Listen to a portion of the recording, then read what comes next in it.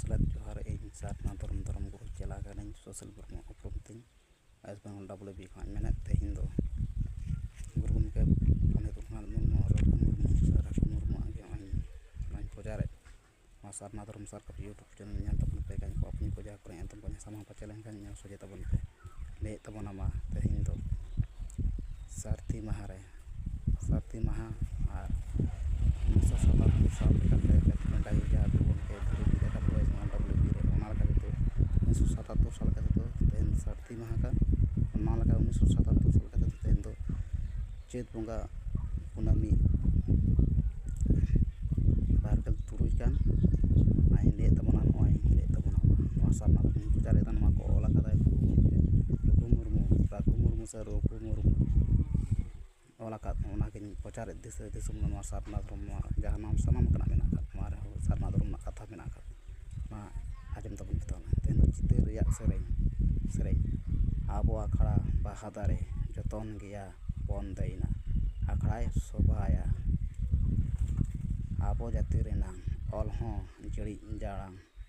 दुलड़ गया बन दैना जाति मार्शाला जला पुकरी तलारे ओयरानी बाहा दैना मज के मार्शाल के आबो ओड़ा रेहों आबो ओलते दो आबो हुटिंग माई दैना मज के मार्शाल के माई गज को अपन को मा बड़ायना बुझेना लगती कान तबोना आबो खेरड़ बंशो सारना धरम पिलचू काना को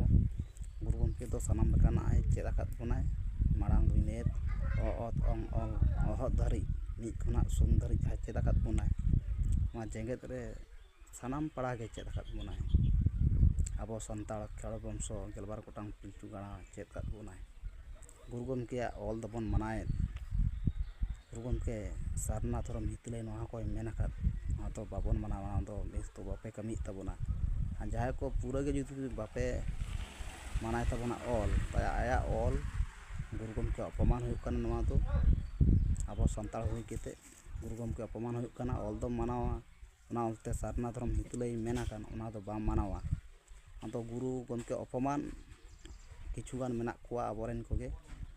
उनको को नेल सेमटा को बामन और जहाँ को चेदों कान आबो संताल उनको तो ठीक गया उनको लगी तो साय साय गेसाय सारहाव हिरले माराम बुरु हिरले ऑलचिकी चेदों तबन पे नोआ के मेसा चे नेमे माय गन को अपन को जहाँ करे एतम को सामांग पाचे लेखान नेल सजे तबन आरो ले ऑलचिकी हारा बुई तबन आबो जानम पारसी नोआ को प्रचारे मा हितल धरम पतब सानाम कोके चेदों तबन पे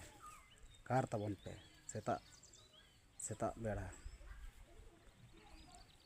नोआ कुनामी करे मुलुक कुनामी करे कार हुई तबना माले केते के नोडे मुचेद केदा आरोኝ ले तबना मा मारांग बुरु हिरले सारना धरम हितले गुरु गमके हितले हितरिया कथा को ले हितले आकान आबुआ धरम सारना हितले आकान हाहाड़ा के जेंगेत